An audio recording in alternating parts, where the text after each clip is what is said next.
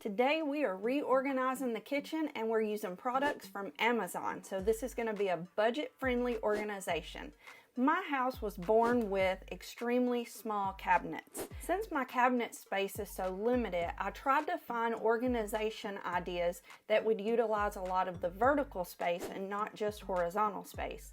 In order to get started, it's time to clean out all of your cabinets. This is also a good time to check all of those expiration dates and make sure there's nothing that needs to be replaced. Next, make sure you clean everything out before you start putting in all of your new stuff. You can see in the video how small my cabinet space is and how many spices I have out. It was important to me to find something that would organize all of my spices since I like to cook so much. I found these pull-out spice racks that are too wide and too tall, so they hold a total of 20 spices per rack. They also come in a version that is single wide, so they hold a total of 10 spices per rack if you'd rather have that. Now it's time to wash everything, dry it, and get it ready. Make sure you use hot water and soap to sanitize any new products that you get that's going to have food in it. You never know where that stuff has been. Now that everything's been washed and dried, it's time to start moving over our spices. Make sure that when you're putting these labels on, you have some type of system to make sure you're putting them at the exact location on every bottle. That way they all look uniform. All I did was use a piece of painter's tape and measure down with it. Then I used a small funnel to transfer all of my spices. Let's go.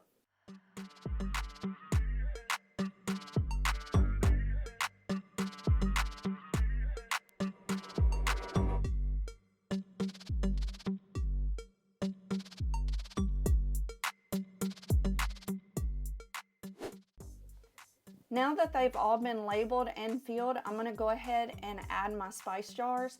What I'm doing is putting up a few at a time and then going back and organizing them so I can keep all of the different spices categorized according to how I use them. So I have all of my salts together, my different peppers together, different herbs together, but you can organize them any way that makes sense to you.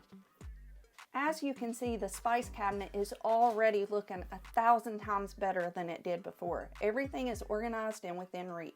These oil jars are perfect to keep beside your stove for your extra virgin olive oil, grapeseed oil, canola oil, vegetable oil, whatever it is you need.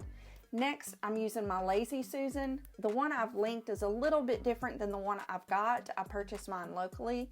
And then I'm going to use some of these tubs that I ordered to store my extra spices in, just to keep them extra organized. Now it's time to unload my pantry. This pantry is such a small space, and the way it was made when the house was built is just not very functional at all. So the first thing I did was start emptying everything out and then wiped everything down before I get ready to start putting things back in. I use these canisters for my flour, cornmeal, and regular sugar. These come with a seal-tight lid for them, and they have a scoop that you can keep in there with them, which makes it really nice. I also ordered some smaller canisters with them for other products.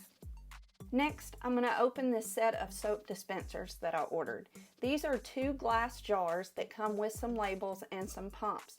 I'm going to use these for hand soap and dish soap, something that's going to look nice sitting beside my sink, something that looks a little bit better than the jars that soap come in. They hold quite a bit, and I think they're going to look really great. The next thing I did was move all of my parchment paper, Reynolds wrap, and Ziplocs to 2 drawers. I used this organizer and it was great. Overall, I was extremely happy with the way the kitchen turned out. I think all of these budget-friendly small differences made a huge impact on a tiny little kitchen. Let me know what you think.